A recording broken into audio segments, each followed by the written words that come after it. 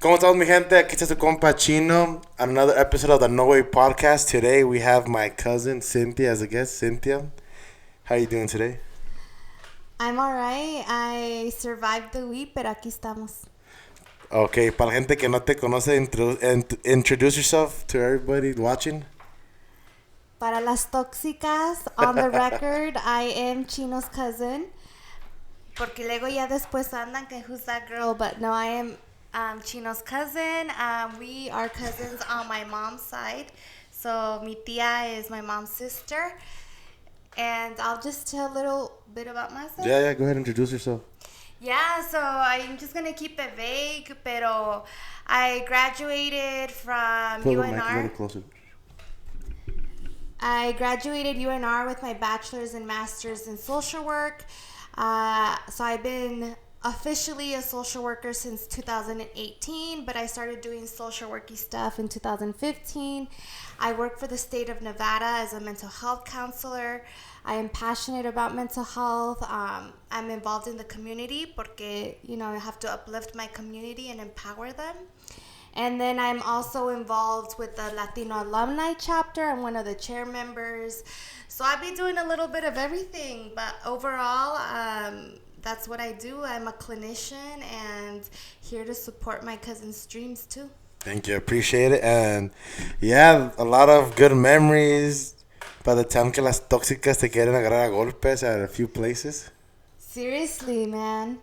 I don't know. Like, that's just a whole topic within itself, right? Because I used to remember that New Year's. I was about to get down because they thought I was like your side chick or something because they said I was too pretty to be your cousin. Yeah, I get that a lot. So, para todas las tóxicas es mi prima. No se agüiten. But you hit a little, good little topic about that. So what got you into wanting to be a social worker? Was there like a purpose, or did it just come? Well, like, what led you in that path? I think there's a lot of things in my life that led me to that path. Before I became a social worker, I was actually going to UNR. I was dual majoring in international business and international affairs, and I thought that was going to be my thing. However, desde niña, since I was a little girl, my mom, everyone knows, that I've always been passionate about helping others. As cliche and as naive as it sounds, I still believe in making the world a better place and being the change. And really, corporate was not going to allow me to do what I wanted to do. And todo mundo que me conoce knows I'm a chatterbox. Yeah. Me gusta la plática. So aside from that, I think I just was naturally born with the characteristics, the qualities to just be someone's sounding board, someone to you can come to and talk to. So anyway, I just was not feeling passionate about what I was doing. I hated a lot of the classes that I was taking. And then throughout my life, I would hear people tell me, Cynthia, you should be a social worker. And I thought, I was in my mind, I made the connection with CPS, being a child snatcher, taking kids away from their families, not really knowing what it was. And then it was college. I was in college, and my ex at that time, mi novio, now my ex, me dijo, hey, I know someone, she's from Korea, it's my boss's sister, she needs someone to talk English to and just practice her English. Do you want to do it? She's going to pay you $20 the hour. And I was like, hell yeah, especially when you're in college and broke and stuff. So side jobs always help out. Yeah, so we would meet at Barnes & Noble, and it ended up being a little bit transactional because, she was really good with numbers, and she would help me with my work, my homework, and I would help her. And one day she just noticed that I was not, passionate, and I think she saw my frustration, and she told me, Cynthia, what if you're a social worker? And after so many people telling me, fue ella that I was like, oh, maybe. I looked into it. I researched about, the opportunities, what I can do, just the different areas, and I took the leap of faith. You know that in our family we've had a lot of loss as well, and there's just been a lot of things, right? Mental health, and broke my leg, and I remember an experience I had with my parents at Renown with the social worker, and I was just like, what the fuck? And just all these things, right? And there's so much more. And ultimately, I just took the leap of faith because I'm like, I want to be the light in someone's darkness. And as much as I have a great family support system, I needed an outlet, and I think it's important to have that person in your life that you can go to. Yep. So here I am. Like, it's just, that's just a little bit really what got me to social work. And then just the rest is history at this point. Well, yeah. Well, back to what you said, Lo, something like when that you brought up that we always talk about. Me and you were always the talkative primos. Yeah, we it's are. like they say that the older siblings son más serios, and me and you were like talkative, amigables, and then your older brother and then my older sister son más como cohibidones, or a little bit more shy. Yeah. My mom, no, like mi tía and mi mamá saben, like once Chino and Sin get together, yeah, they're like, oh no. Yeah, and I want to give a shout out to my cousin Charlie. He's helping us behind the camera today, which is Cynthia's older brother. Yeah. We're gonna invite him on the podcast one of these days, que se anime. But talk to us about a little bit about like what was the hardest thing about going to school for social work. Like, what were your challenges? Because I know you would work full time, you'd go to school full time. How were you able to manage that, or like how was that? Well, that's a loaded question. I think the challenges of going to school is just navigating academia. I have been the first of many things, right? So my brother went to a technical school, so he didn't have like the traditional university experience. So there's a lot of things that I had to figure out on my own. And then not only that, the majority of my cohort, or the people I was going to school with, didn't reflect the color of my skin, my ethnicity, right? Weren't BIPOC. So it was very challenging to be in a place where you're constantly being challenged, right? And that it's being challenged as in like, are you good enough to be here? My ideologies, my belief system. So just navigating like the university, like higher education and what all that is. And then looking around me and being like, whoa, I'm like the only one speaking up on this topic, right? But with that being said, it made it easier when I was able to find my people. And I met Myra, Hugo, and Alex, and they actually called us the dream team in school. And us four, we just stuck together. And there was, of course, a lot of other people that were minorities that we kind of just supported each other. And as far as going to school, working, having a relationship, having family, it was tough. Like you saw. No, I know. And I think with that being said, I left my mental health unmanaged, right? I didn't have like maybe the hobbies that I should have had to help relieve some of that stress. And ultimately, it was just kind of a constant day-to-day check-in with myself. But I think what made it helpful is having like my brother, my mom, everyone around me just always telling me to stay focused. And it's a temporary sacrifice, if you want, un sacrificio. Yeah. But I knew the outcome, right? The privileges, the opportunities, just honoring what would come is what kept me going. Pero no, estaba cabrón en veces, like... Yeah, pues durábamos meses sin verte en veces. Porque you were working, you're going to school, you had like... You would volunteer, you had your hours to do, so... Me acuerdo que duramos meses sin verte, y la Cintia, pues, trabajando, estudiando, Yeah. And I was actually listening to something today, because I love podcasts, so, but I knew that the tribe that I had around me, so, like, you, Jess, my brother, my family, like, that was solid, so having a solid foundation allows you to keep moving, and... it did suck because there's a lot of things that I missed out. Oh, ¿no te acuerdas las veces que I was in parties and I estaba en la laptop or la computadora?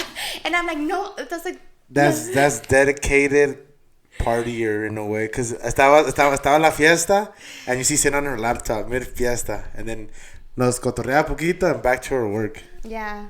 Ahí está el shot. Y luego yo, okay, ahí me lo tomo. Pero let me just finish this paragraph. Yeah. No, but yeah, like I said, I feel like it was like you said, it's a temporary sacrifice, but I bet you it was all worth it because now, you work for the state of Nevada, you were working with some youth here and there. Tell us a little bit, how hard is it to work with the youth nowadays? Because we had an interesting conversation about a year ago. We went to go see Kendrick Lamar in Sacramento. We got the matching shirts today. Yeah. And we had a really, really deep conversation on the way back. And the youth of these days was a topic that we talked about. How hard is it to work with the youth knowing cómo son ahorita los morridos, pues? I think, someone asked me this a couple months ago, and I said, my response to them was, you can't take it personal, and you have to take things like a grain of salt. And what I mean by that is, at the end of the day, like, I know who I am, and I'm there to do a job, right? And so it is hard. Está cabrón, because, I was actually, I met with some youth in person this week, and, it is a different time. Son diferentes tiempos. However, I think one thing that you and I have discussed is that at the end of the day, like, we had similar experiences, right? And what I mean by that, just kind of that rebellious side of things, like, you don't want to be told what to do. You don't want to hear anything. You're in that egocentrism, and what that means, it's about you. The world revolves around you, right? So, like, the ego is, like, at its highest. They think they know everything, right? They think they've been around this world 100 times. And so it is tough. And at the end of the day, I take a lot of pride in the success that I have with the youth. And I think it's because I put myself in those shoes, right? Because I was there one time. Yeah, because it's back to what I said a little bit earlier. It feels like the younger siblings are the ones that are more rebellious. Like, que se nota más, because, like, I'm pretty sure there's, like, older siblings are rebellious, but they weren't as out there as I feel like we were as the younger siblings. I don't know if that makes sense, because nomás nos ven y, ahí vienen los desmadrosos, Yeah. Se puede decir. Yeah, no, I think, the challenge now is that, for example, some of this youth don't know the definition of respect, right? And one thing that was instilled in my generation is respect towards others, right? Especially the elders. Yeah, especially the elders. So, yeah, respect is one thing. Recklessness is another thing. Their impulse control, right? So sometimes they just say what's on their mind. They just speak before they think. And so with that, they can get themselves in a lot of trouble. And also just constantly challenging you, right?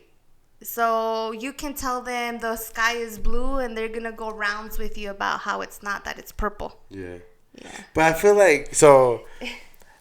like we were all there at one point. It's just now in esos tiempos se ve más.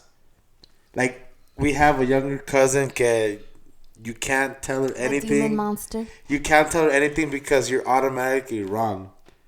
Do you think social media has a lot to do with that? Or do you think it's just, como dice el dicho, los tiempos cambiaron? Both. I think when I went to school, we didn't have social media. I still remember, like, the way we would talk to each other throughout the day. We would write notes, then we fold them, and then we would put them in each other's lockers. Y luego pasabas a tu locker during passing, you get it, and yeah, see. So yeah, social media wasn't a thing until, like, I think my junior or senior year in high school. El MySpace. Sí, fue el MySpace. Y luego me acuerdo que casi people were going rounds. Like, friendships were being broken because you weren't in the top 3. Or, like, depends what top you had. Que había que top 3, top 7, top 10. Y a lot of relationships, like friendships, valieron And madre, romances, yeah. valieron madre. Because like, why am I not your number one? And you're like, well, ni explicación dabas. Yeah, no, so I think, so going back, I do think social media has a big influence because, like, when I was just talking about this with a coworker, like, if you tenías bronca with someone, you just be like, hey, what's up, like, whoop-de-doo, and then you just handle it, and then, Yeah. And sometimes it would continue like the feud and stuff. But I was like a good kid. I would say for the most part, I was a good ¿No eras kid. peleonera? No, my cousin would be the one que me defendía. Because ¿sabes lo que dicen? Que en veces, like, la gente, las muchachas pueden ser cabronas, pero no, they don't show it. Like, ¿nunca te agarraste a golpes? A couple times. But that was like more when I would play soccer. Ya que el equipo se peleaba, pues you didn't have another one. Dude, I estaba como tu carnal one day. We were playing indoor. I mean, I was playing indoor, right? And some dude it was, remember, I think it was where you broke your leg. Oh, yeah. And some dude threw me against the wall.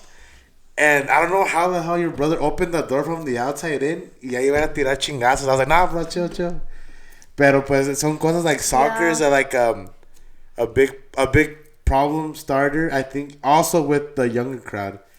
Like that's another thing that no nos damos cuenta que en el fútbol, like, that's where a lot of problems start, and then they take that to the schools, outside of schools, and that's a lot of problems. And then just circling back to social media, like I said, like you would handle it, and no era como peleonera. I think I was actually the one that usually got bullied, and others would step in for me and like handle it.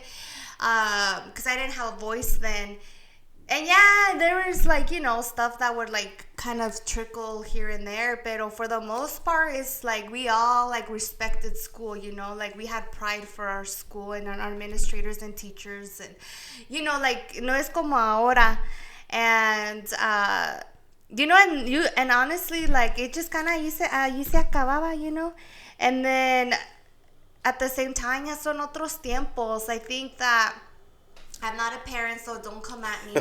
However, I think working with youth, having my nieces, being around single moms, like one thing is just like the permissive parenting. And what I mean by that is like nowadays people want to be a friend and not a parent, right? And, they want to be the good cop, not the bad cop. And so toleran y aguantan muchas cosas que en nuestros tiempos, no. I was actually just telling my coworkers the other day, I was like, you know what? We need a tia and abuelita academy because I was like, they'll straighten out the kids real quick. We need to get some tias into the social work program. Yeah, some tias, imagínate. Yeah, like, imagínate that I would be saying some of the stuff that I said to my parents. Like, oh, hell no. Porque let's be honest. Well, hablando personalmente, a mí todavía me pegaba my mom when I was younger. So, like, I was still part of that crowd that my mom didn't tolerate no shit, Like, si hacía algo, chingazos con el cinto, con lo que se atravesaba. Especially your mom, she had no shame. That's what I'm saying. My mom, like, yo personally, like, as tan cabrón que era y todo eso, a mí me tocaron golpes, machín. Pero yo, like you said, I didn't want my mom to tell me anything y cosas así. Y me daba mis chingas. Yeah, so, it's hard. I would tell people, like, when I would get in trouble, I was, like, in school, I'm like, I'm not scared of you, I'm scared of my mom. Even I was just telling my brother the other day, I was like, I was like, whenever I got in trouble in school, I'm like, oh, I'm not worried about you. Like, you're not scaring me right now. Like, really, it's my ama. It's like, getting home. Las regañadas que nos daban. And they all know, ya que mi mamá says my middle name and in my first and middle name, I was like, I better start running. I remember when we were younger y escuchamos, Cynthia Stephanie. No, hombre. Algo pasó grave. Algo grande pasó ahí. But you hit a good point. You said that you talked to a lot of single moms. Do you think, okay, that's not what I meant to say. I meant, do you think that now there's a lot of younger parents, they're the ones that want to be like the good cop, not the bad cop? And then at the end of the day, en veces le hacen un mal a los niños because they want to be cool. Because they don't want to be as strict as their parents were with them. And then they become parents and they're really lenient and they tolerate a lot of shit. Do you think that has a lot to do of how the youth is growing up today. Like, and I don't want to talk no bad about before. Sorry to cut you off, but I don't want to talk bad about no parent because I'm not a parent as well. But uno lo ve de afuera para adentro. Like, we see a lot of younger parents nowadays que, like, le solapan un chingo de cosas a sus hijos, and then at the same time, le están haciendo un mal. Yeah, no, professionally and personally, like, I do see it. You know, I see girls becoming moms at such a young age, like younger than when I was in school, you know, and I think one of the biggest things is we don't want to be our parents, right? We don't want to be our mom, our dad, our caregiver, right? And I think we have to be inclusive and acknowledge that not everyone has a mom or dad in their family. So whoever that guardian or caretaker is. And so, yeah, you know, I do think that we want to break those generational cycles. Like, we don't want to be our parents, pretty much. Yeah, be our parents. Like, we don't want to pass down those traumas, and then we don't realize that because, right, we are so fixated, or maybe like, que no vamos a hacer como mi mamá. Like, I'm not going to do the spanking. I'm not going to do this. I'm not going to do that. And of course, everyone has their own parenting style, and I think that's respectable. And, you know, however, going back to your point, what happens is that then, yes, you want to be the cool parent. You want to be you want to be their friends. And I think it is important to have that relationship with your parent, right? Where you can talk to them and go to them and have that trust and have that support, and for them to hold space for you and just have that emotional availability. But I think there's just kind of a big balance. Yeah, I was going to say there's a huge disconnect, and like there's not that balance, right? Because what ends up happening is, rather than finding that medium, you go too left or too right, and so then you lose sight of really what the purpose is. And yeah, I mean, man, it's hard. It's tough because I know I'm not a parent. However, I see it day to day, you know. And it's like, coming back to the conversation we had coming back from Kendrick, like, we see it a lot because it's like we said, when the young parents want to be cool parents and like in their house les solapan, but then their kids go into the real world and then they think they can talk to other people like other parents, and that's where I feel like the younger people are having more problems because like you said, no tienen el respeto a la otra gente because their parents les solapaban un chingo de cosas. Yeah, you know, and at the end of the day, I'll tell you this much. Everything starts at home. Everything starts at home. And if you don't respect your parents at home, right? If they haven't built a foundation of values, right? So like honesty, transparency, like even being family oriented, right? Then when they go out into the real world, there's not gonna be that sense of, I guess, moral compass, you know. And then what ends up happening, I was actually listening to this podcast the other day, and it was really interesting how they like explained it, and it just made sense to me in my brain, how they're saying, like, you know how there's like all these conspiracies and that we're in a matrix and this and that. Well, they're saying how, like, you know, the youth nowadays are so connected to social media, to their phones, and like they don't have the social skills or pro-social abilities like we did, you know. How essentially it's like when they get pulled out of the matrix, right? So when they're in the real world, they don't know how to respond to things. And yeah, I do believe that, you know, if you teach them young what these values are, you know, or even authoritative figures. You know, you might not like what they have to say, but your parent is an authoritative figure, right? Correct. So if you tell them, like, a mí me vas a respetar, you know, and then you just have that assertiveness, that keep it firm and keep it consistent, then when they hear it outside of their home, it's not foreign to them, right? Yeah. So, yeah, I mean, it's hard because what is right or wrong, or what ends up happening many times, right? I see so many dynamics.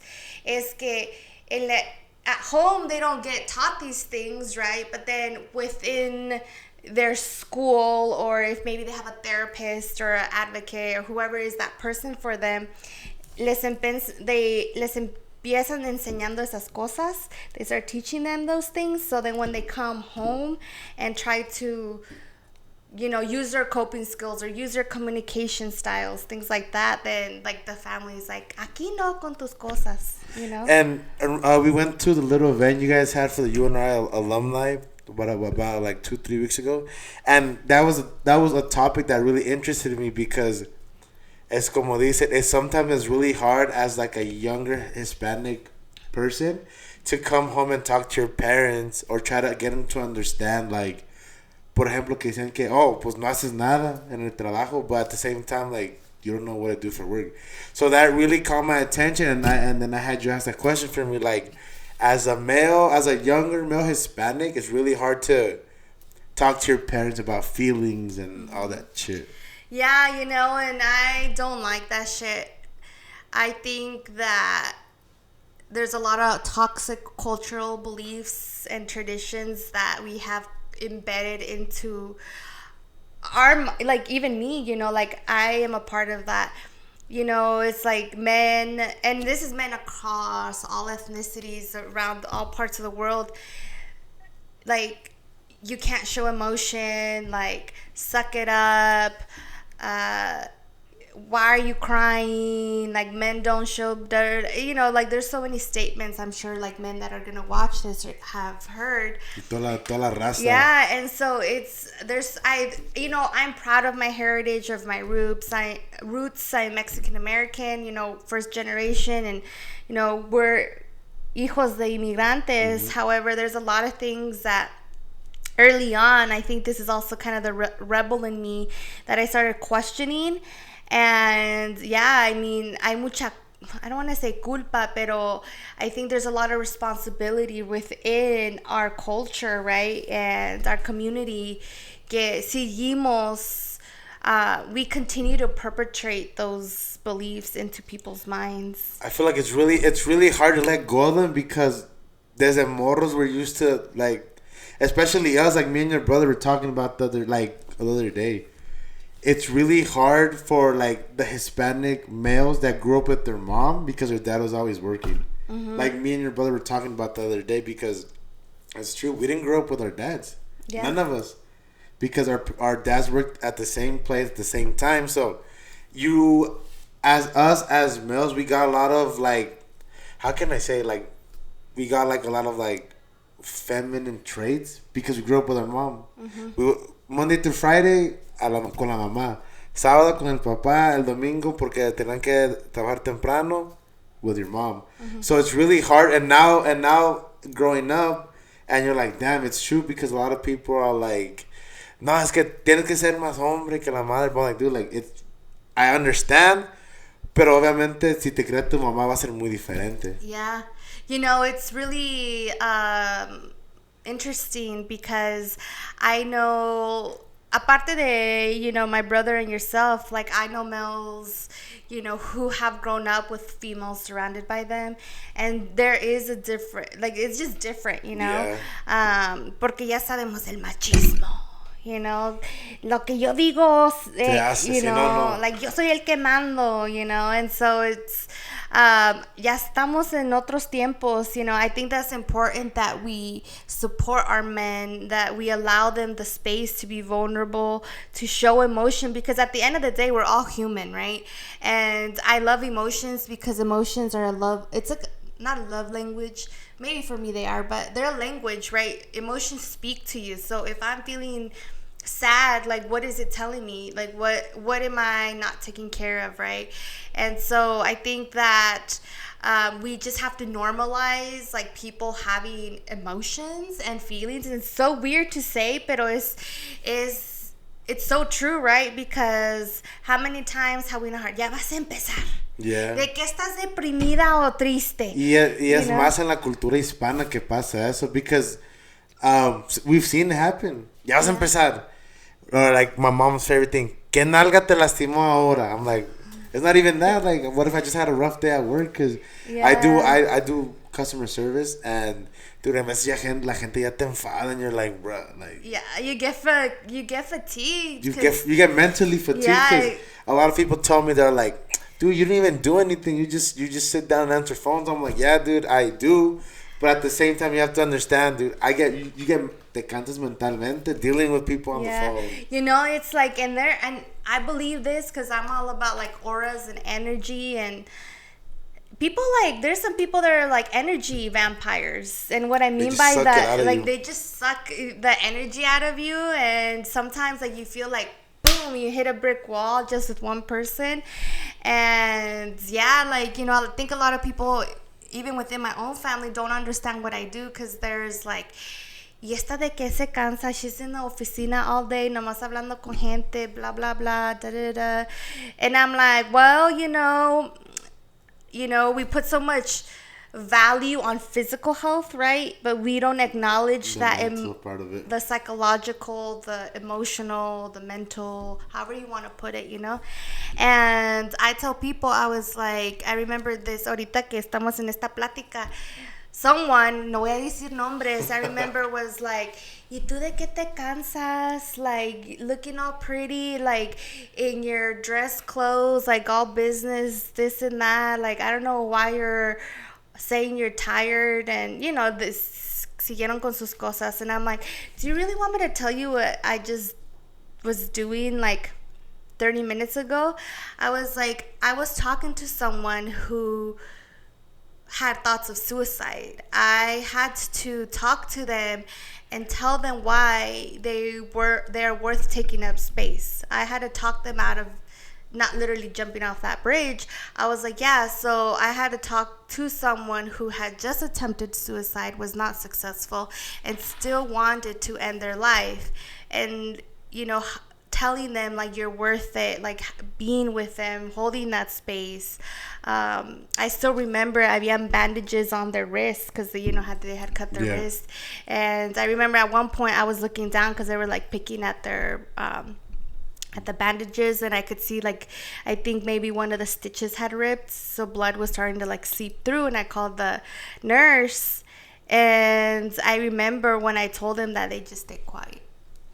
Well, yeah, and it's a lot of thing that it's a thing that we don't see because, like, I don't know how you do it because it's a lot of mental fatigue because we all have problems, right? Mm-hmm. So I know you probably have to deal with your problems, and then a lot more people you have to deal with their stuff. So how do you manage the stress? Like, how do you draw the line between like, okay, you know, like your work stuff and your home stuff? Self-care.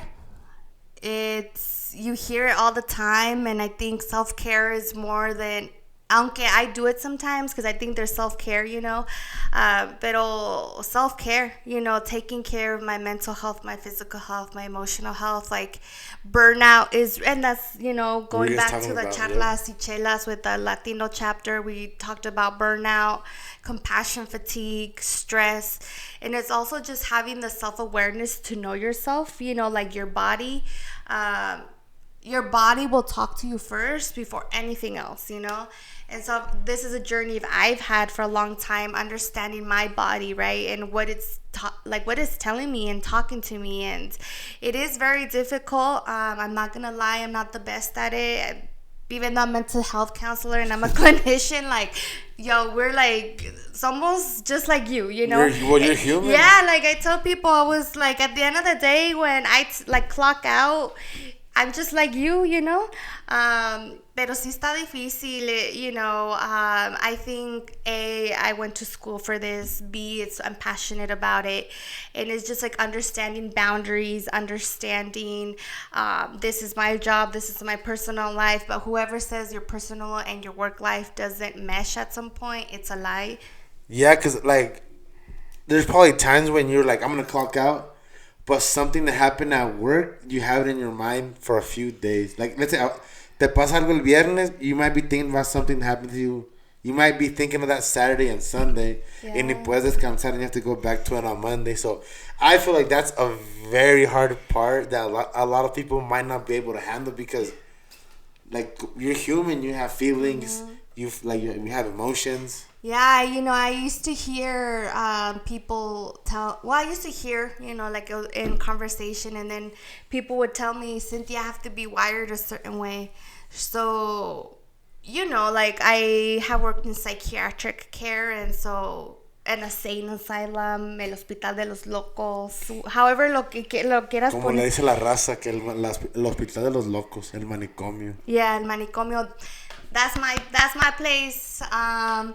And so yeah, it's been a challenge, just learning how to balance my life and like vicarious trauma, secondary trauma, all of that is real because there are times where I think I've told you, like, I see my brain like a filing cabinet. There's a cabinet that I don't open often, but there's certain files in there that I just don't go there.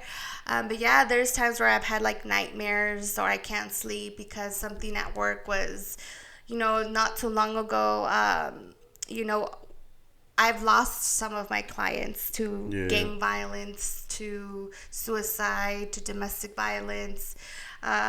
So yeah, it's hard, and yeah, like you said, there's times where I don't sleep, or as much as I try to leave it at the workplace. It's not like I have a light switch where it's on enough. Yeah, es como hay un dicho que dice de la puerta de aquí para afuera. I don't think about work, but it's really hard, especially like dealing with people and emotions and the feelings, like I just said. But it must be really hard, like por ejemplo, like when you've lost one of your clients, it must be really hard for you to be like, like I don't know te la crees because you've tried so hard to help them, but there's things out of your control that unfortunately, what did I meant to say, like cosas fuera de tu control les pasan, and that's when you lose them. You know what I'm saying? Yeah, I think it goes back to remind all of you, to remind myself and you, the only thing you can control is yourself, right? Yeah, everything outside of yourself is out of our control, right? So when you start accepting that, I think it makes things not so heavy, right? Yeah. No, definitely. But like I said, like, mi respetos para todos those social workers, everybody that has to work dealing with other people's problems and emotions, therapists. I don't know how they do it because they really be hearing some hard shit that people go through. Like, it must be really tough dealing with all that kind of shit. Like, mi respetos. Yeah. No, and you know what? It's like I saw this TikTok the other day. It's like, what did your therapist tell you? And they were like choosing violence, and my boss says he therapeutically challenged them. And, yeah, there's times where sometimes when I'm talking como los muchachos, Yeah. I was just talking to a youth and he's like, yeah, miss, like, I'm talking to her again. And I'm like, and I just like did the head turn, and like low key, a veces I'm just like, I want to see a picture, I just quiero ver una foto para ver, like darle el ojo, de la tóxica. I was like, but yeah, I love what I do, and sometimes we have to have like that comic relief, because it helps us get through the day. Like there's this TikTok that it goes like sana colita de rana, bitch, Yeah, and sometimes like low key, it was funny because I was like, it'd be like that sometimes, and yeah, I think that we need to definitely appreciate like social workers, therapists, anyone in like the helping fields or like first responders, even teachers. Teachers, yeah, man, teachers, they go through it.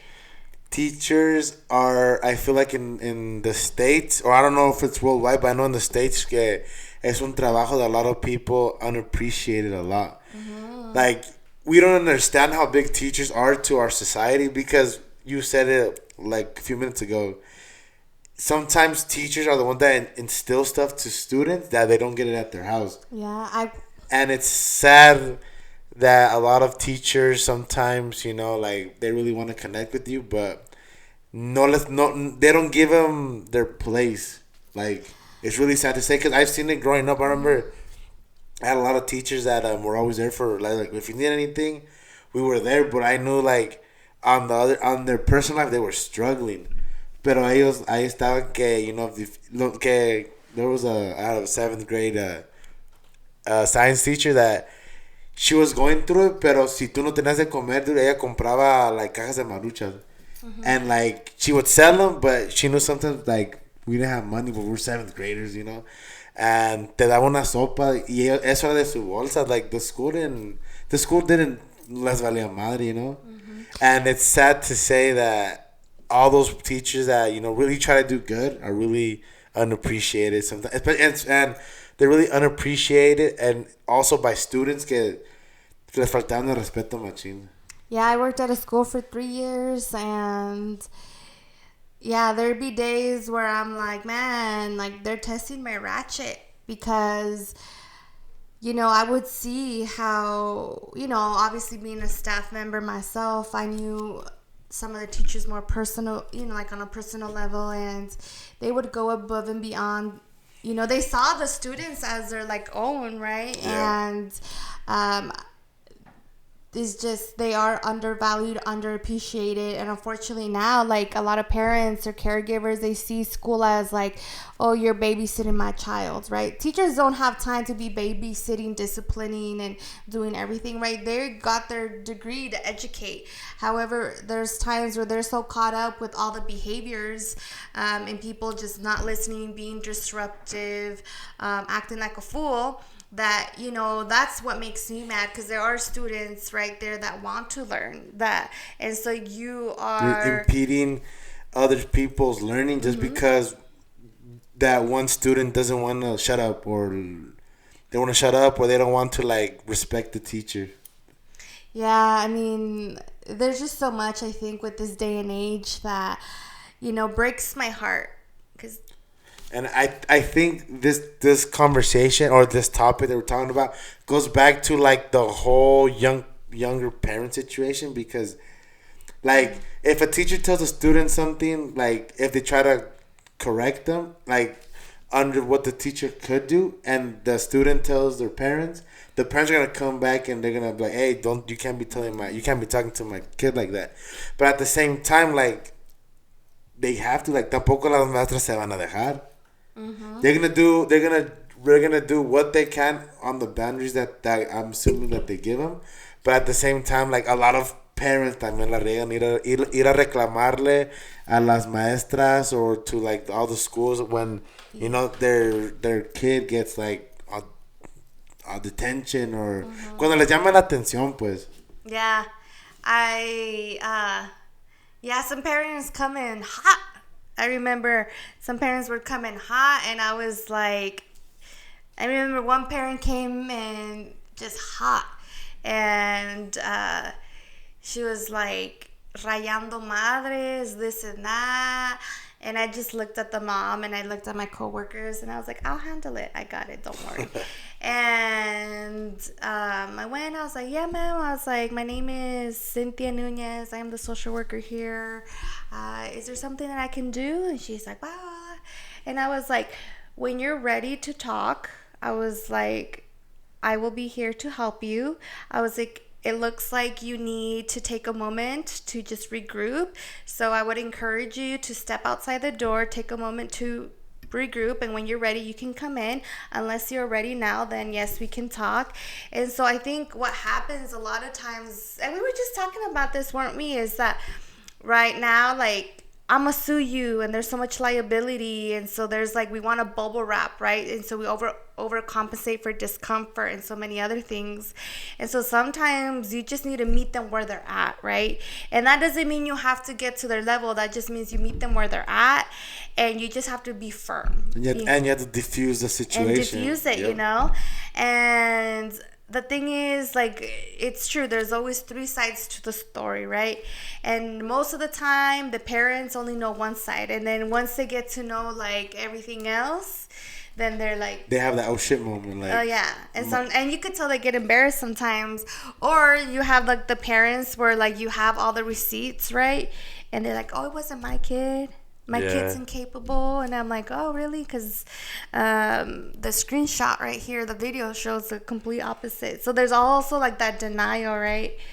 Do you think social media, back to the social media topic, has a lot to do of how kids act at school? Because I don't know, like on my Yeah. TikTok, I've been watching that people post videos where they disrespect the teachers, and that has a shitload of views and likes, and I'm like, dude, like honestly, obviamente los morrillos lo ven, and they're like, oh man, I can get famous quick, boom, and they do it, and like it makes a chain of like videos where students are disrespecting teachers, and I don't think that's right. Like when I was in school and se pasaba de verga somebody with a teacher, dude, I was never really confrontational till I got older. But when I would see that, I'd be like, bro, like chill out, bro, like yeah, cállate, sit down, bro, Yeah. like. And then they would say that I was like a teacher's pet, but I'm like, bro, it's not even that. It's like, cause I feel like we still got like those good morals, the respect and all that shit that a lot of people didn't have, even during our age. And that's what I'd be like, bro, just relax. And then they'd say, oh, you're the teacher's pet, why are you defending them? I'm like, bro, pues, por respeto, güey, no te da vergüenza andar making a scene over a dumbass reason? Yeah, like, ponte a pensar, like you said, cómo era school antes y cómo es ahora. And nowadays, like, life and people and it's so superficial and shallow, right? It's all about the likes, the views. We glamorize and we glorify certain lifestyles, right? Like la buchona, el buchon, los buchifres, and narco vibes. You know, right now, like everyone wants to be a rapper, but it's like the lifestyle that comes with that. And like, look, I love Kendrick Lamar. Hip hop and rap is like my first love. Like I be listening to corridos tumbados and things like that, right? We just went to a Junior H concert. Yeah, me gusta la música. There's a lot of lyrics that I can relate to that like hit home to me. However, I'm not out there, you know, so it's understanding where to draw the line. Where to draw the line. Liking something and then trying to be part of that something that you know you can't fit in. Yeah, so you know, I think we have strayed away so much from like just what reality is, you know, because at the end of the day, like, you know, if I have no, si tú te quieres hacer el video, tú háztelo. Si that makes you happy, girl, you know, like, adelante. For you, adelante, es para ti. Yo no estoy aquí para criticar o juzgar, cada quien en su mundo, exactly. Lo que te haga feliz, your self-esteem, like, whatever floats your boat, right? However, that being said, right, there's like this unrealistic expectation, but even just like what we portray, like this depiction, right? Porque realmente un cuerpo normal es súbete al autobús, súbete en el elevador, ve a un casino, ve al mall, y esos son los cuerpos normales, right? So normalizar, like let's normalize just what really a body is, right? And that's with lonja and everything. And as women, we have stretch marks, right? I think I don't know. Yeah. But I was gonna say stretch marks. La panza, the little flub right there. Yeah. But you know, like I saw someone say the other day, and I just was like, thank God it's not my thing to deal with. But this middle schooler was saying like how stretch marks are so like nasty and imagine, and that's a middle schooler. And I remember this older, you know, male was like, boy, like. Ni sabe lo que es bueno. No, like, lo dijo en otro modo, but yeah. And so really, I think it's, you know, nowadays, we're so, and, you know, I'm guilty of it, because I'll be scrolling through social media y miro, like, these muchachas, you know, like, flat tummy, abs, like, nice booty. It looks like they have this perfect life, but really think about it, like, Instagram, Facebook, TikTok, it's only like así de chiquitito that really what's going on in someone's life, you know? Yeah. Es como dicen, you only show what you want other people to see. Mm-hmm. Por decir, like, let's say, and I'm just going to put this as an example. Let's say a girl wants to get a BBL. She's not going to put que a lo mejor no comió para hacerse la operación. they're not gonna post that. They're just gonna show the final results. So, like you said, nomás nosotros subimos lo que queremos que otra gente mire. Like, you're not gonna see 100% real, like the real person. It's like talking about like all the artists. All the artists suben que, designer clothes y esto, but sometimes they say like rappers don't have money or like musicians don't have money. And they only be flexing cosas que ellos saben. Like, they want to play a part que desafortunadamente they're not there yet. You know what I'm saying? Yeah. Nah, no, y sí es muy cierto porque, there's pictures like I go through my Instagram and then I could tell you like, man, during this time I was depressed. During this time, this and that, And yeah, like la gente me mira and everyone knows like I'm very cheery, like vibrant, and like very like así como me gusta el cotorreo, like I think I have a pretty like down to earth vibe, Yeah. And so a lot of times like people or like mucha gente me dice de qué te quejas o de pues you have this, you have that, pero no saben lo que uno no saben el morral que uno carga, And es como dice el dicho, solo el que carga moral sabe sus contenidos. Because at the same time, like, obviamente you have to play a part. You can be having like the worst day of your life, but due to your job, you have to put on a face. You have to fake it till you make it. Yeah, kind of going off that, mucha gente quiere mis zapatos, pero no les caben. Exactly. Te voy a dar un ejemplo de lo que me pasó a mí. So I used to have a coworker that, dude, yo entraba a las 8 de la mañana and I'm always smiling and cheerful because that's just how I am. And she tells me, do you do crack in the morning? I'm like, what the fuck? What do you mean? She's like, you're too happy. It's not normal for you to be this happy this early. I'm like, dude, what do you mean? I was like, I feel like I come to appreciate every day that we get a chance to live. Hell yeah. Because we have our like passing in the family that morrillos que han fallecido. So I've always, ever since that happened, I always, I'm thankful for every day that I get to live. And I'm like, dude, it's like, okay, let's say, do you want me to come in all pissed off with a shitty face, shitty attitude? Is it your fault that in my personal life I got something going on? No. It's not, no coworker's fault and no customer's fault to see me like that. So I was like, even if I'm going through a shitty day, dude, once I walk in through these doors, I'm playing the part. Yeah. Because I don't want to fucking suck your energy out because I'm over here all sad and depressed and shit. And that's what a lot of people need to learn, that like you have to fake it till you make it. Because I don't know if you work with people que nomás los ves y andan con su carota y ya viéndolos you're like, ya va este güey today. Yeah. And I know it's easier said than done, but we all have to try to work on that because it's like it's a universal thing. It's not nobody's fault that personally you're going through a rough time, because a todos nos pasa. And I think we have to take responsibility, for our actions, for, como tú dices, like what we put out there, and that's something that I've learned and I continue to learn. Every day I wake up and the first thing I do is practice gratitude. I am grateful for being a Latina who's educated, who has opportunities and privileges that I do, being in a position of authority or a power, and also knowing like that life is so delicate. It's so fragile, like ahorita estás aquí, mañana quién sabe.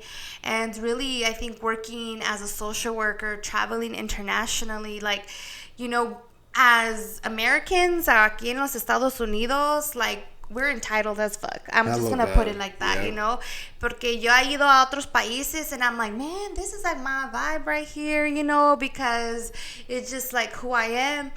And, I think that we go, I think I've had to define what self-love means to me. I've had to define what the relationship with myself means, right?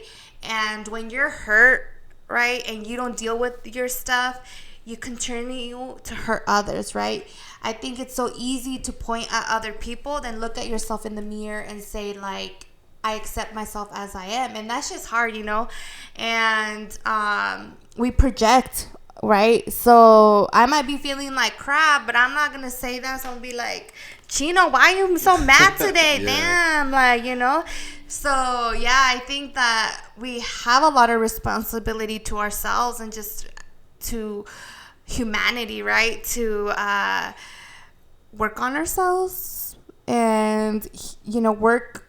Like, I think it's important to evolve, to just rediscover yourself over and over and transform and, like, fall in love with yourself first, right? And go through that healing journey. But aquí les voy a decir, most people won't. Yeah, y mucha gente, they never want to accept accountability. Like, something will happen to them, and they'll automatically try to point fingers. And you're like... And then, so they'll try to point fingers at, like, somebody that has maybe nothing to do with it. Y de ahí no salen. Mm-hmm. And that's another thing that we have to... Accountability. We have to learn is... Okay, I'm speaking about, like as a man, you have to learn to own up to your mistakes. Porque muchas veces, especially in, like, the supposed Hispanic culture, muchas veces los hombres, they won't take... They never want to be wrong, and it's part of the whole machismo thing that we grew up with. Yeah, accountability is a hard one. If my boss saw this, she'd be like, "Yeah, Cynthia," because yesterday she was like, "Ya borra cassette, ya pasó," and she's a white woman, and I admire her and I respect her, and she's an ally to us BIPOC. So let me tell you this. We got this email the other day at work, and I was like reading it, and I was like, what are they talking about? Y pues, I had like a Teams meeting with my boss. So my boss is in Vegas, and pues I'm here in Reno. And so I was like seeing her virtually, and I was like, hey Kelly, like, can you explain this email to me that we just got? And she's like, yeah, well, this and this. She's like, you've been sending them, right? It's this document that it's called the YLS. And I'm like, yeah, I have. Y pues así quedó, pero there was something that was not sitting right with me. I'm just like, I don't know. Anyways, así pasó. I kept thinking about it at night. It was like haunting me. And then the next day, I like made the connection. Pues, to not make it long-winded, I've been at my job a little over 6 months.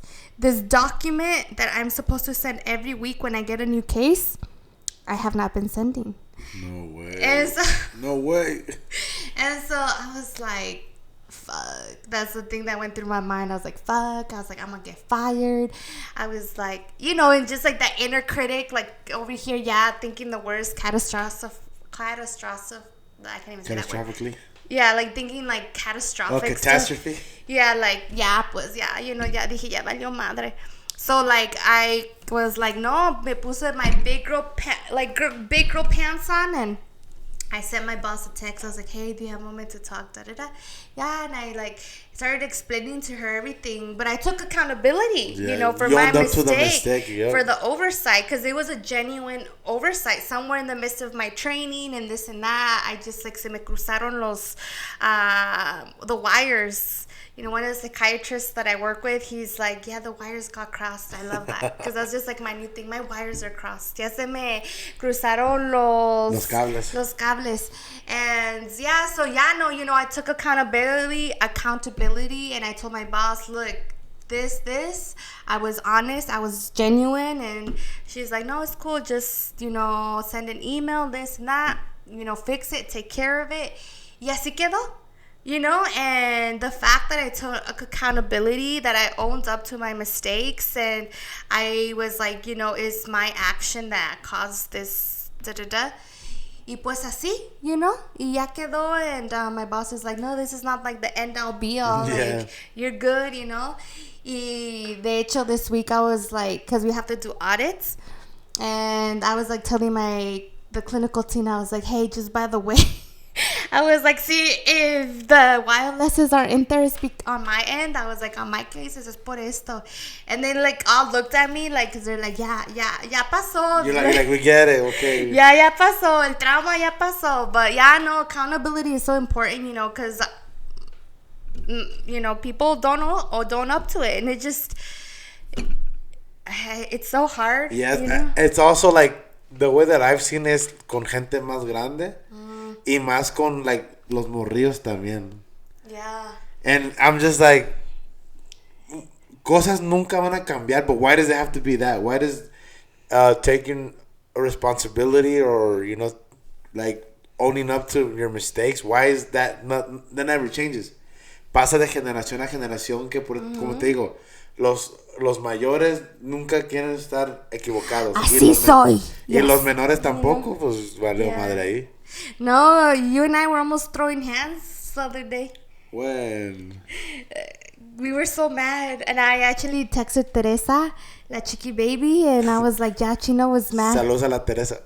And he's like, man, if Chino's mad, it was bad.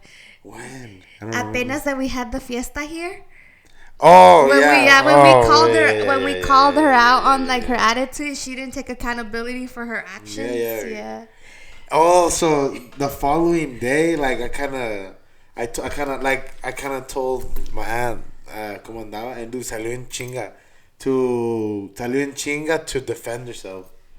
I'm like, bro, like I'm just telling you how it is. I was like, because at the end of the day, dude, like uno te viene a ayudar y andas con tus cosas, like no, yo no estoy para que me estés tratando así. And I'm like, bro, come on. I was hella mad. I was like, if you watch this, Abby, I was hella mad. No, y es que ya... El Charlie te va a agarrar a patadas, no te creas. No, y es que ya no estamos en tiempos para aguantar y tolerar, que no. Y más que uno de corazón le ayuda a hacer sus cosas. You know, I've heard it be like that. And like my thing is like, if I didn't experience that for my parents or my brother, or like, I think, somos cuatro. Tú, yo, my brother, and your sister. Yeah. And we see each other. I never shout out my sister. Saludos a mi hermana también. Sorry to interrupt. No, y nos vemos como brother and sisters porque así crecimos, 2 years apart. So, if they haven't done that shit to me, why do I have to deal with you, no? But then again, it's like, you really can't say much because it's the whole thing of like, our aunt's gonna be like, well, don't talk to my daughter like that. Yeah. Es que you can't win. It's because you do it. It's a lose-lose. It's like a lose-lose. It's a lose-lose because you call her out and, pues, you make them mad, or you lose because you suck it up and take it, pero te están chingando de todos modos. That's another thing that we should touch a little bit on that as Hispanics. Like, we don't want to admit that, like, we have to check each other. Like, if we checked her, imagine if we would have checked in front of my aunt, what would have happened? Family feud. Hubieran volado mesas y pastel y cheve y todo. But also at the same time, like, you don't want to do it because, like, it was her party, pero también no estoy para estar aguantando esas cosas. Dude, I was hella mad on Saturday. Yeah, and another thing que ahorita que comentas es que, like, oh, it's tu familia, stick by your side, blah, blah, blah, this and that. And I'm like, when have they showed up for me? Right? It's like, I really do believe family is the one you choose. Like, yeah, we might be family by blood, but the people that I have who I surround myself with are the people that empower me, who add to my life, right? Porque ya estoy como, I'm in this era, like in this stage in my life where I just want peace. Like, I don't want the drama. I just want to be on my journey, right? Continue leveling up, embracing what life is, and just also quebrando cadenas, and yeah, it's hard because, there's some people, like, if you fucked up really bad, I'd be like, I love you, bro, but... Nah, and that's why, like... it's hard sometimes. I always go to, like, you, your brother, and my sister for, like, advice, or, like, what should I do? Like, I know with, like, I went through a heartbreak last year, and I would talk to your brother-in-law, y me decía, no seas pendejo, güey, ya, ponte las pilas, but... like, I can't talk to. I can't talk like that to everybody because you know that there's those few people that if you tell them in confianza, they're gonna flip it on you and use it on you. Pero ni eso, que van a ir a platicar tus cosas con otras personas. Y yo sé que pues con ustedes confianza al 100. Yeah, and you know, sometimes I think it's hard when the people you love are in pain, right? They're hurting. And sometimes, you know, like, I'm single, you know. La soltera, slide in the DM, no se crean. No, like, yeah, but no, I'm single, you know. And sometimes when, ahorita this came to my mind, like, when I go on a date or whatever and I'm, like, hablando con someone, I'm like, you don't need to understand my job. You know, I just am looking for someone that can hold that space for me. And that's how I tell, like, sometimes my brother, my mom, like, you don't need to understand what I'm going through. I just know that you can hold that space for me. And what that means is, like, si tienes que llorar, pues llora. Yo no te voy a juzgar. You know, I think when you were going through it, we went to a Tercer Elemento concert. Oh, dude. And we were just like, no, bro, you know, y ahí andábamos. Salud.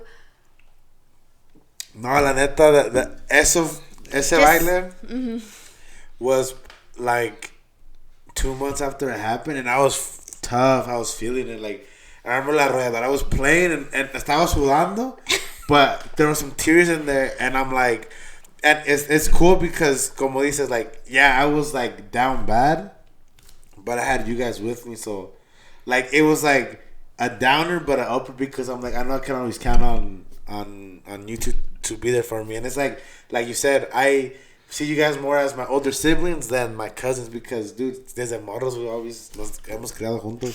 Ya ese día como que estuvo un poco extraño, ¿no? Porque tú andabas de mal de amores, you know? Y luego que veo mi ex y dijimos, ¿no te acuerdas? Yeah, no, pues yo la neta, that day I was down bad, si andaba bien agüitado. Sí, pero you know what? It's important to be in your feelings, you know, to acknowledge them, to sit with them. But, you know, it's okay to be down, but just don't stay there. Don't stay in the dark, you know? It's like, so, I don't know why, but people always ask me for, like, advice relationship-wise or, like, when they break up. Yo siempre les digo, like, if they break up with their pareja, yo les digo, dale para adelante, like, and I always say that, but when I was in that situation, I was like, it's hard to dig yourself out the whole hell of bad. Like during those times, like I don't want to say I was depressed, but I was like really sad, and no sé, like I was like I have to dig myself out, pero cualquier cosita te hace recaer y recordarte a la persona. So I was like, fuck. You know, especially la arrolladora and them sad ass songs and shit. I know. Yo creo que como que ese día andábamos pego. Te digo, yo andaba sudando, pero con unas lágrimas se me bajaban ahí a la verga. Yeah. No, y yo creo que, you know, it's okay to grieve, you know, like loss and grieving is not only cuando pierdes a alguien y ya se fueron al otro mundo o al cielo, como, you know. However you guys look at it. Como ustedes lo miren, but grieving and loss is also like those breakups, losing a friendship, losing that person, like so many things, you know, and I think it's okay to grieve because, you know, grieving looks different for everyone. I remember que todo el mundo me decía, Cintia, ¿cuándo? ¿Y el novio? ¿Cuándo te vas a casar? Y es que ya te estás poniendo vieja y this and that. Se te está yendo el tren. ¿Qué dicen? Pues esta cotorra que sabe que, ¿verdad? Saludita a toda la gente. And, you know, I think that it's on my timeline, you know? Like cuando, you'll just know, porque me acuerdo que I just woke up one day and I told my mom, I'm like, Ama, I was like, I think it's time for me to darme esa oportunidad, you know? Yeah. Pero solamente yo lo supe cuando ya fue el momento que... Adecuado para ti. Para abrir el corazón adecuado para que yo me sintiera... Because that's another thing, you know, like... one thing that I committed to myself is like... I don't want to take... Because una relación, a relationship is de dos. Right? And so I think both parties have responsibility. And so one thing that I not that I made I made a promise to myself. Like, I do not want to take the bad or the toxic, or like, I don't want to bring that stuff to my other relationship. Like, I want to heal. I want to start with a clean slate, everything. Start with a clean slate. Like, I want to work on myself. Like, so the other person no tiene que pagar por los platos rotos, And so many times when we do go through a big breakup, our first thing is to like go, around the block. Or drink your sorrows. That's like, so I feel like you had a good point, because es como dicen, you got a breakup and you want that rebound. And it's sometimes it's even worse. Yeah, because guess what? Did you deal with it? Nah.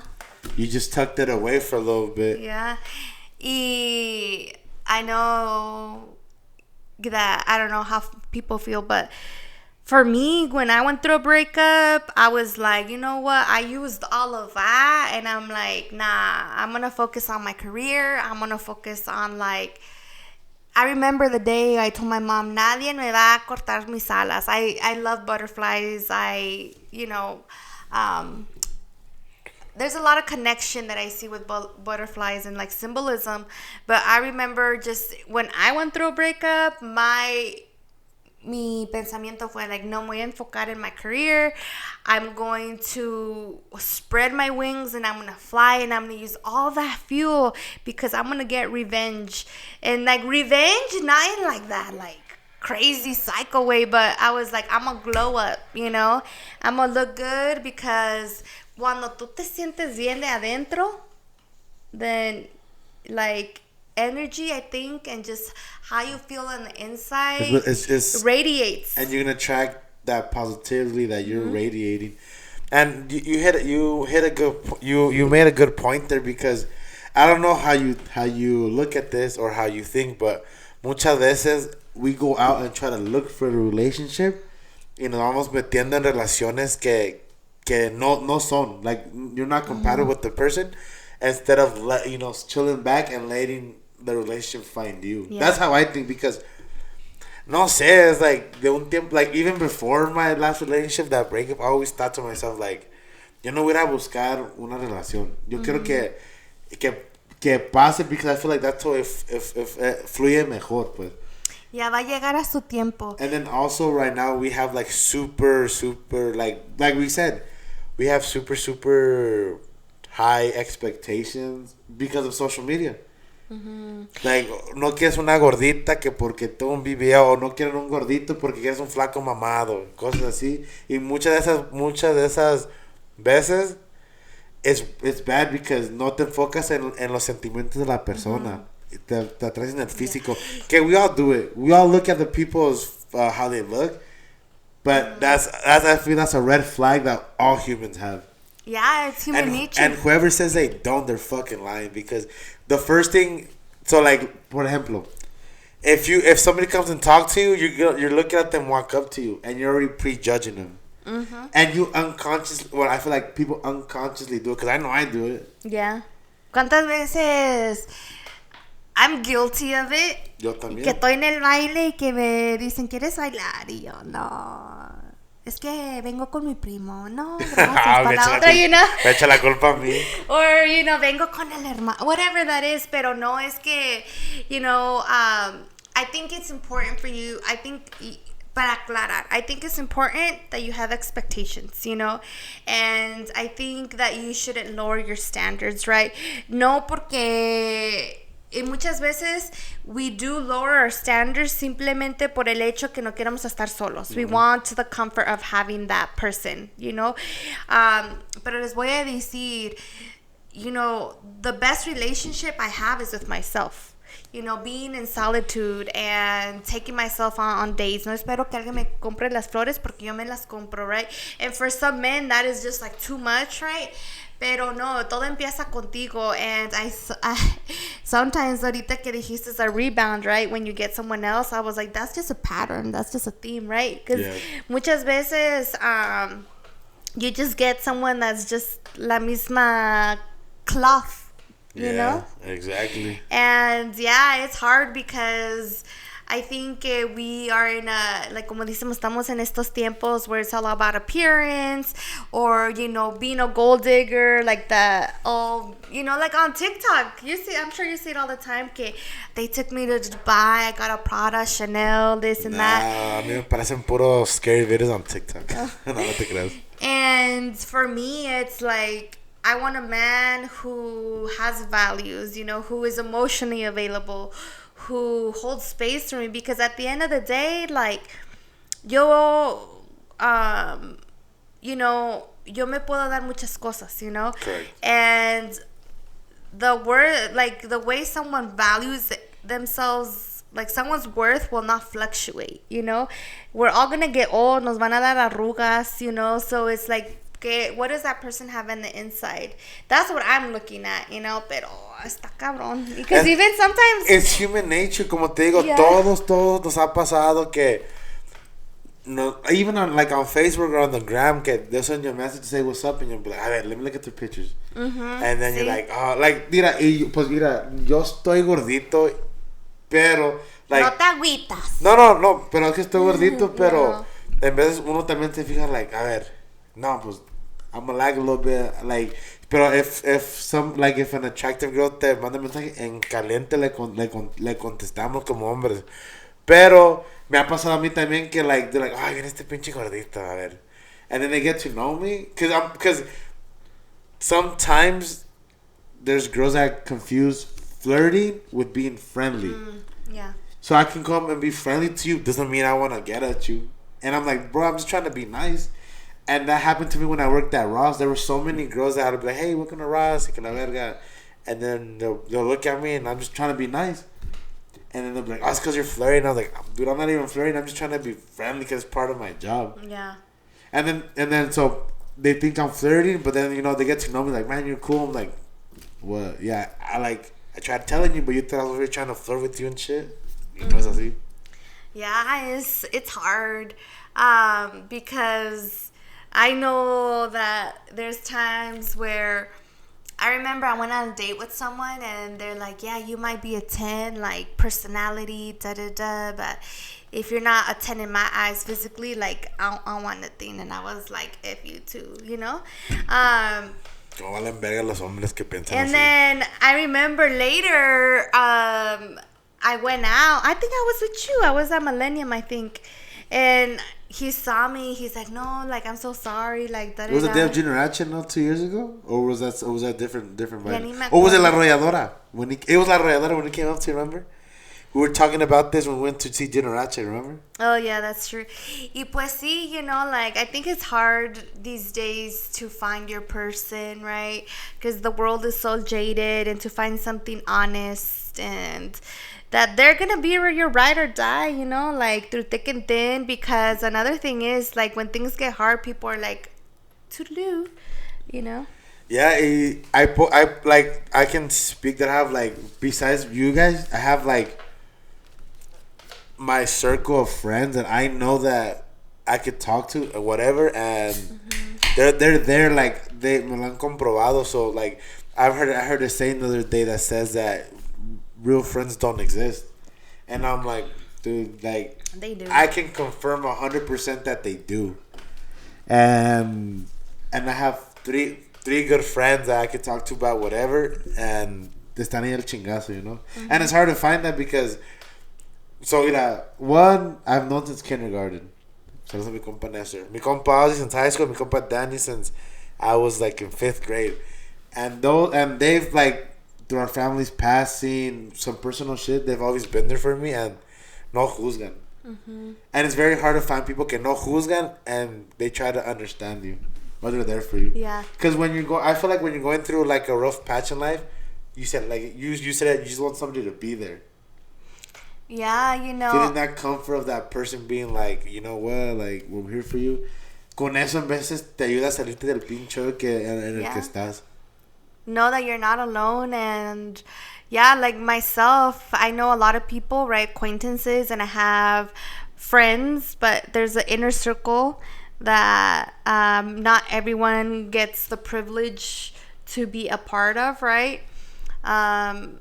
And La Chiqui Baby, La Teresa, she's like my ride or die. And, I give the example of her in certain situations because her and I are like complete opposites. And you know this. Yeah. We're like the complete opposites. Opposite attract, como dice el dicho. Yeah, and, Teresa, like, she struggles with understanding mental health, and her best friend is like a mental health clinician. Like, I have my own diagnoses and things like that.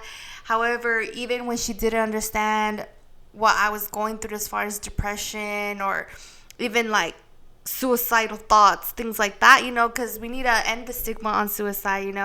I wear my scars beautifully because, my scars allowed me to be who I am now. I don't hold shame in them.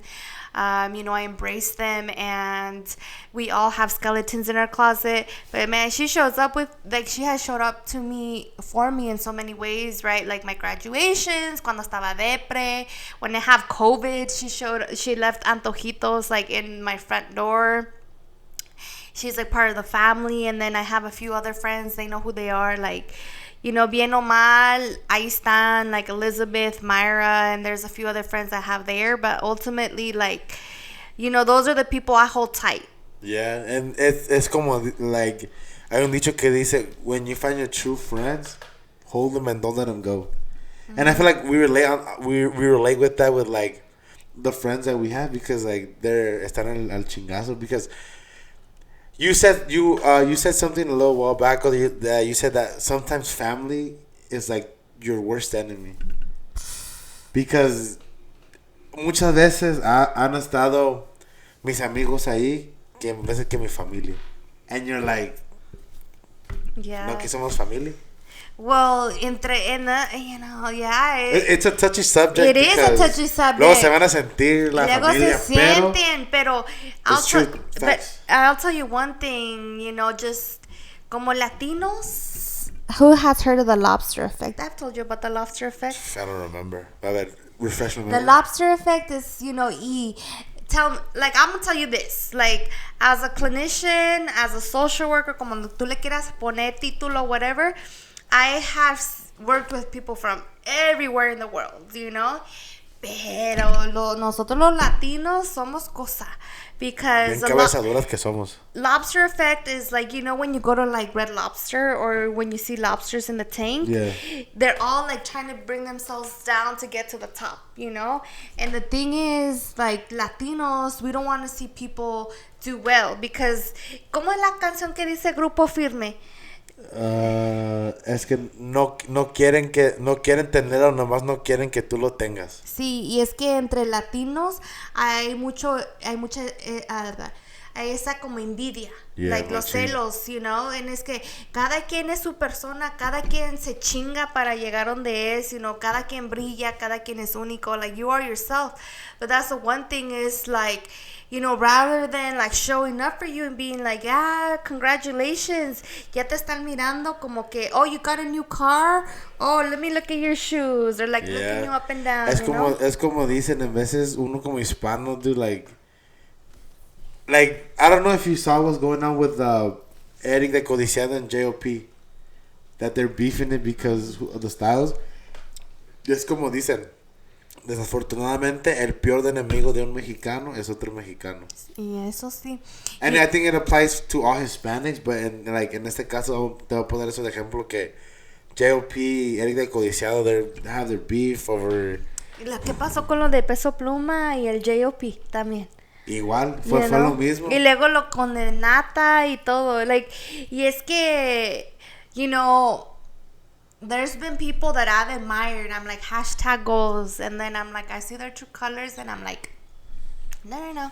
And y es que, I'll be honest with you, like, there have been situations I am professionally, where the people who had my back and who were like, aquí estamos contigo, Cynthia, were not my Latinos or my Latinas. It was the black people, it was the white people, and to me, that was disappointing. To me, that was a hard pill to swallow.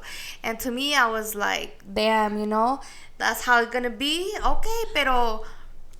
And you would think it would be the opposite. You would think you would be able to relate yourself more with somebody of your own like race, like a Hispanic person.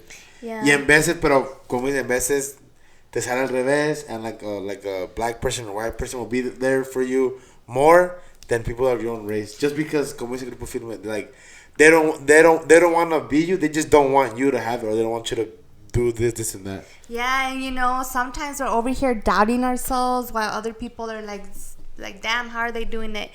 Pero, and you know, of course, you know, this is not everybody. No, yeah. Because, you know, there's... Es que luego se ofende a la gente. Like, we're just being... cosas que nos han pasado. We're not trying to, like, generalize. But it's stuff that Lo que es. Yeah, lo que es. Just, like, easy as that. But, para que no se ofenda mi gente, nos estamos platicando experiencias propias. Sí, no, y dijera Nelia, es que me da roña, you know? Sí. Nelia's like, she's Cuban and she's my grandma. It's like she is like, honestly, I grew up with her. Like, since she knows me, since a little baby. Y dice, es que me da roña. Yeah. So ya para terminar el podcast, because, you know, we have a little over an hour, I want to leave you with something, or I want your thought of this. So, you know who Fidel de Marca Registrada is, right? Yes. So I watched the podcast that he was on, and he said that las amistades y el dinero va y viene, pero el tiempo de uno mismo es lo único que no regresa. What do you think about that statement? That's just some deep. That's deep. That man's been doing his inner work. That's deep. No, I agree. You know, as you know, like professionally, you know, the size of your dreams have to be bigger than what you can envision, you know, because I think it's important to dream big, you know, like even sitting right here, like I'm proud of you because we've been talking about, so we talk all the time. Dude, low key, sorry to interrupt, but low key, that conversation coming back from Kendrick was one of the reasons why I wanted to start a podcast. Yeah, and you know, it is true because, you know, titles at the end of the day, like titles come and go, you know, money comes and goes. And I do agree with Fidel, those things come and go. Pero una cosa que siempre va a ser constant in your life is who you are as a person, you know, tus valores, your dignity, your integrity, and, you know, just what you have in here. You know, ahorita Nelia, I think she's thinking of me because I'm channeling her right now. Ella me dijo algo, dice, coño, you know, I'm gonna say it in English. She says, whatever you have in here and in here, nadie te lo puede quitar. Nadie. You know, and she's like, and that's how you're gonna stand firm on your 2 feet. So yeah, I agree with Fidel 100%. You could tell he's doing his inner work. Saludos a mi compa Fidelón. Like, dude, his podcast that he does, they're so damn true. Like, not like el pensar de ese güey está bien perro. Like, like that saying, when I saw it, I was like, fuck, it's true. Like, en veces invertimos nuestro tiempo en gente que ni al caso, and that's just time wasted that we're never gonna get back. Yeah, you know, I think that one day we're gonna realize, like, I know I'm in this point in my journey. It's at the end of the day, what brings me purpose is not my title, not my job, none of the materialistic things. It's looking myself in the mirror and loving who I see in the mirror. Teniendo la mente, la conciencia limpia de que, okay, you know, cada quien tiene, como dijimos, su moral, you know, and I used to be ashamed of a lot of things because that's what society, that's what family, that's what my culture made me think. But now I'm like, hell no, like that's who I am, because si no fuera por esas cosas, no sería la chingona que soy hoy, you know? And yeah, I think that we have to be selfish because not everyone deserves access to you, you know? It is true, delete, block, and move on. Like, you know, there's people who, like, at arm's length, you know, because at the end of the day, like, you have to be solid with yourself, right? And if you are like, you have to create a home within yourself, right? And when you have a home within yourself, then you get to choose who you allow into through that door. Y sí, porque ¿qué tal que el día de mañana algo no me va bien? Who are going to be the people that show up for you? Pues la gente que... Pues uno sabe. And, you know, some family, some friends, some people you didn't even expect, you know? Y hay momentos, es cierto, like, lo único que queda son las memorias y los momentos, los días que me siento agüitada o que... Or even on the positive days, like... Pienso en los momentos, you know, like they're in my mind here. That's what, you know, what keeps me thriving. And I think that it's important that we don't get so fixated.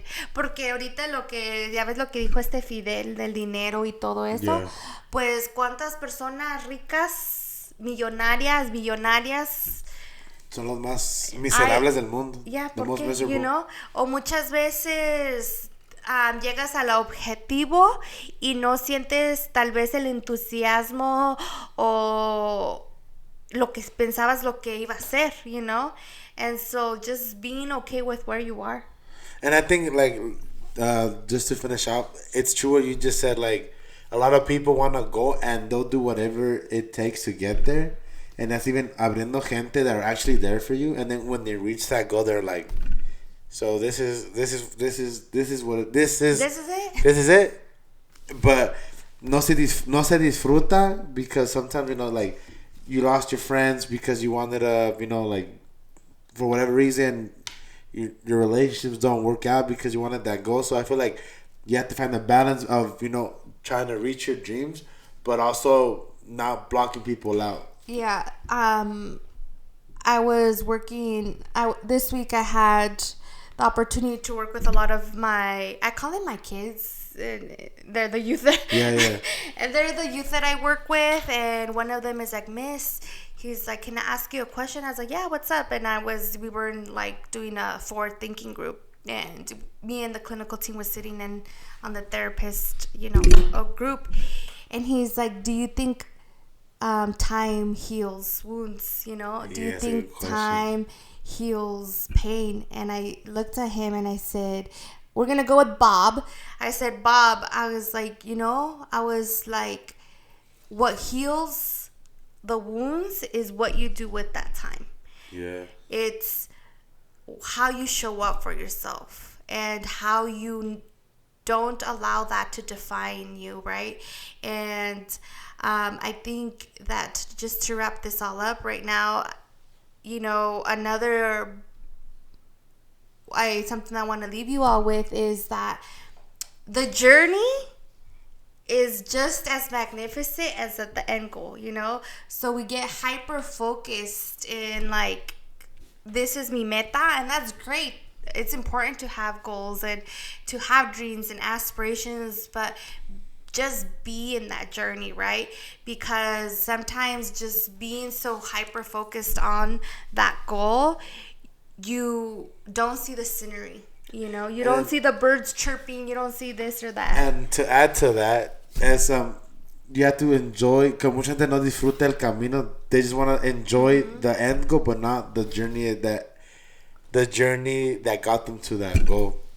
Is there anything you want to tell the people, Cynthia, before we end this podcast? Un consejito, a ver. Ay, pues no sé. Pónganse a verla. Tengo muchos consejos. Come on, y'all. I'm a social worker. I'm a therapist. It's funny because everyone's like, if you need a positive affirmation or you need a consejo, go to Cynthia. And if she's not there in her office, everything around her office will just be like the gentle reminder that you need. But you know what I'm going to do that right now. Like, there's a few things. Como dijo Kendrick Lamar, because I am that person that has a Kendrick Lamar poster in my... We got the shirts. Yeah, I have a Kendrick Lamar poster in my office, but there's something that Kendrick Lamar said, and everyone knows I love him. He said that the reason he got to where he got to was for all the mentors that he had, right? So if there's that person in your life, you know, hold on to them. Second, like Nipsey Hussle said, you know, R.I.P. R.I.P. The marathon has not ended. one thing that Nipsey Hussle said, and yes, I quote Nipsey Hussle in my work, is that he said one real thing, and I remember when I read it, it just stuck to me, and I continue to just, I'm committed to that. Is what's gonna get you farthest in life is being authentically yourself, right? And yeah, it is. And progress over perfection. Like, I think it's important to acknowledge where you are, and progress over perfection every day. And every day you have two choices, and I tell this to my youth every day, and I tell it to myself too. You either can evolve or you can repeat, right? And so I choose to evolve. So yeah, just ask yourself, are you going to evolve or are you going to repeat? And just have grace for yourself.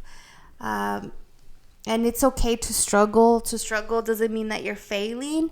Y un día a la vez. That's it. Hey, que quede. Thank you guys for watching the No Way Podcast with my cousin Cynthia.